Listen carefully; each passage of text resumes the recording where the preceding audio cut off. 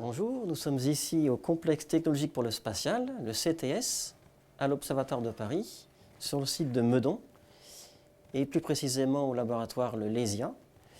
Et donc sur cette zone de test, nous abritons deux salles propres, la salle Vega et la salle Ariane. Et on va plutôt se concentrer sur la salle Ariane. Cette salle Ariane dans laquelle il y a un moyen d'essai, une enceinte de simulation spatiale qui a été réalisée en 1992 pour cet instrument. Donc ça c'est l'instrument Omega, c'est un spectromètre infrarouge et qui a été mis à bord de la sonde européenne Mars Express qui est partie en 2003. Et nous on a commencé à travailler dessus déjà dans les années 88, enfin en partant de 88. Et depuis, dans ce moyen d'essai SIMNON, qui veut dire simulateur d'environnement pour Omega, depuis on s'en est servi pour d'autres instruments, entre autres cet instrument-là qu'on voit sur le rover Perseverance, qui a décollé il y a quelques mois en juillet à destination de Mars, donc c'est un rover américain de la NASA. Et au haut du mât, là, il y a l'instrument SuperCam qui a été étalonné en infrarouge ici dans cette enceinte à vide de SIMNON. Donc je vous en parlerai un petit peu plus tard. Donc vous avez dans ce couloir des photos qui montrent un petit peu les différents instruments qu'on a pu accueillir dans notre moyen d'essai.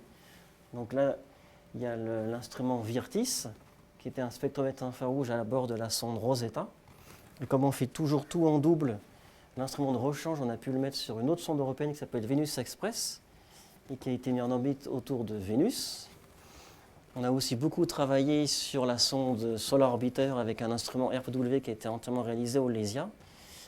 Aussi sur la sonde Taranis qui va décoller dans quelques semaines, là, en novembre de Guyane, avec la sonde Vega. Et on a accueilli ici deux instruments majeurs qui sont sur cette sonde. L'instrument Mexique et l'instrument XGRE fait par des collègues de Jussieu à l'APC. Et ce moyen d'essai, je vous disais, il est dans une salle propre qui s'appelle Ariane. Et cette salle, il faut éviter de la polluer. Et le meilleur moyen de ne pas la polluer, c'est de ne pas y pénétrer. Parce que c'est nous les principaux pollueurs des salles propres.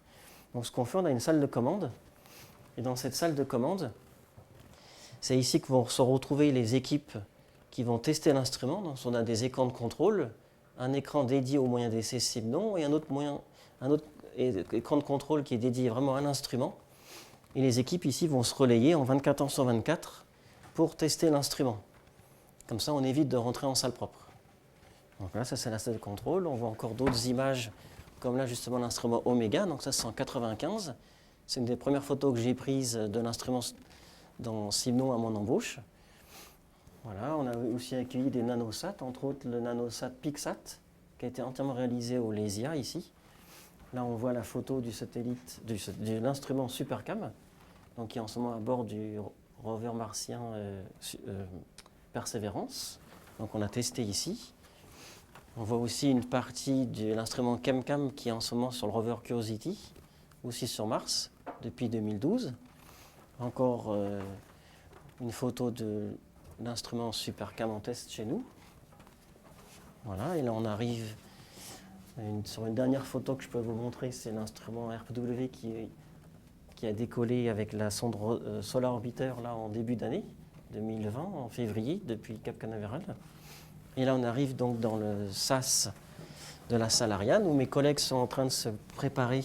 Donc il y a Marion et Cyril qui sont en train de se déguiser, enfin s'équiper avec des gants, des chaussures conductrices. Et le but, donc, c'est de ne pas polluer la salle, de ne pas polluer l'instrument.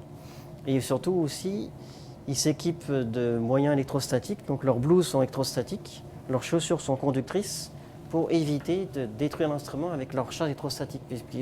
Ils peuvent rapidement se charger à plusieurs milliers de volts. Et nos instruments sont très sensibles. Déjà, au-delà de 10 volts, ils peuvent être détruits. Donc voilà, ils vont évacuer en permanence leur charge électrostatique à travers leurs chaussures conductrices et aussi à travers des bracelets que vous allez voir sur leurs poignets. Donc là, ils sont en train de s'équiper dans le SAS. Et ensuite, ils vont pouvoir pénétrer dans la salle propre Mais avant, je peux vous montrer aussi la salle Vega. Et donc cette salle Vega, elle a été entièrement dédiée pour l'intégration et les tests des nanosatellites, ou des CubeSats. Donc là, on voit quelques structures de nanosats qui sont en cours d'étude. Et là, mes collègues, là, ici, sont en train de faire des essais de sous-systèmes de nanosats. Et donc, juste en face, il y a la salle propre Ariane, dans laquelle on retrouve le moyen d'essai Simnon. Donc, vous voyez, c'est comme une grosse cocotte minute, là, une grosse enceinte de 1 mètre cube.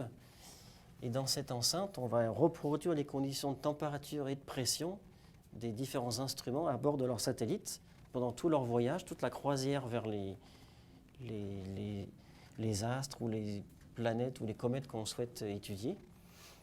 Et donc dans cette salle propre, le moyen d'essai Simnon, on va faire le vide à l'aide de grosses pompes, donc des vides à peu près de 10 milliards de pression en moins qu'ici. Là, c'est 1000 millibars et à l'intérieur, on a à peu près 10 puissance moins 7 millibars.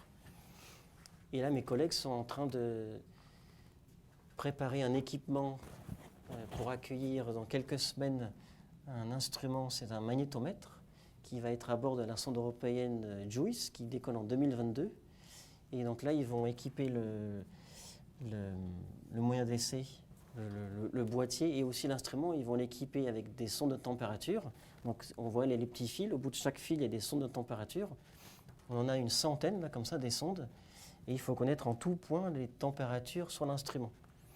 Et donc dans ce moyen d'essai, on va faire le vide pour reproduire les conditions de pression sur le satellite. Et on va aussi reproduire les conditions de température de l'instrument en utilisant à la fois des chaufferettes pour simuler les paliers chauds de l'instrument.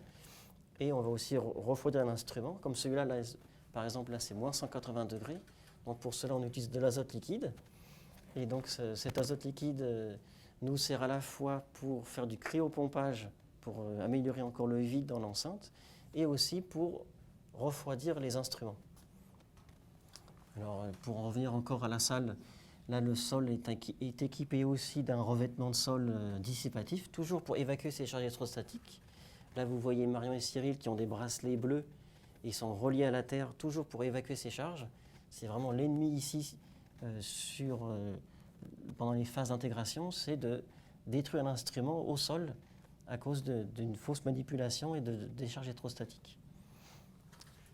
Et après, comme je vous disais, on utilise de l'azote liquide. Et le danger avec l'azote liquide, bon déjà c'est les brûlures, mais là on a des gants cryogéniques si jamais on touche des surfaces froides. Mais un autre danger avec l'azote liquide, c'est si jamais il y avait une fuite d'azote liquide. Il faut savoir qu'un litre d'azote liquide représente 650 litres de gaz quand ça se vaporise. Et donc dans cette salle propre, on l'a équipée d'oxymètres, donc des capteurs qui vont mesurer en permanence le taux d'oxygène. Et on a établi des protocoles de sécurité à suivre en cas de manque d'oxygène, donc en cas d'anoxie. Les capteurs se mettent à sonner et on évacue immédiatement la zone afin d'éviter tout problème d'anoxie. Et je vous montre ici le moyen d'essai entièrement piloté à distance grâce à des moyens d'essai, des équipements de test électroniques développés aussi au LESIA. Et il faut savoir que lors des campagnes d'essai qui sont réalisées ici sur nos instruments, ça peut durer entre 2 semaines et voire même quelques mois. Et donc c'est des campagnes qui sont menées 24 heures sur 24, 7 jours sur 7. Et il faut les piloter vraiment en permanence. Donc il y a un suivi à distance depuis chez nous, depuis les salles de contrôle. Et ce sont des phases de test qui sont très stressantes et très prenantes. C'est pour ça qu'on se relaie, qu'il y a des équipes qui viennent, comme je prends l'exemple de Supercam, où il y avait des équipes américaines, des équipes de Toulouse, du CNES, qui se relaient pour faire des campagnes d'essai où tous les corps de métier sont représentés. Il y a les électroniciens, les opticiens qui font les étalonnages dans l'infrarouge, c'est notre spécialité ici. Voilà, c'est une grosse ruche là pendant plusieurs semaines. Et pour vous parler un petit peu du fonctionnement de la salle propre, il faut savoir que la salle propre est régulée en température et en humidité à l'aide d'une centrale de traitement d'air qu'on voit dans ce local de ventilation. Donc là, l'air est traité en température, humidité, et l'air est recyclé à peu près toutes les 50 secondes. On renouvelle entièrement l'air dans les deux salles propres, Ariane et Vega. Et le dernier local que je peux vous montrer, c'est le local technique dans lequel se trouvent les groupes de pompage. Donc là, on a des pompes, on les voit, elles sont jumelles. Il y en a toujours une qui fonctionne quand on fait des campagnes de test pour pomper dans l'enceinte, et l'autre est en secours en cas de panne. Il faut tout de suite pouvoir faire de la redondance sur le pompage pour éviter toute interruption d'une campagne d'essai. Et puis là, il y a de l'azote qui nous sert à remplir nos enceintes pour les remises à l'air. Voilà. Et là, si on parle un petit peu de l'agenda de nos futures campagnes d'essai, donc là, je vous parlais du satellite Taranis qui va bientôt décoller. Et donc, on a hâte de savoir si tout va bien se passer sur les instruments qu'on a testés ici.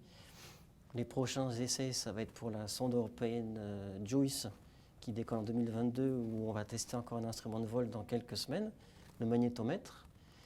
Et là, on se prépare pour des essais dans quelques semaines aussi pour un instrument qui sera à bord de la sonde japonaise de la JAXA qui s'appelle MMX et qui va aller se poser sur Phobos, un des satellites de Mars, et qui va être entièrement réalisé ici, là, cet instrument qui s'appelle MIRS. Et donc je vous parlais de Supercam, là aussi on a hâte de savoir si l'instrument va bien fonctionner.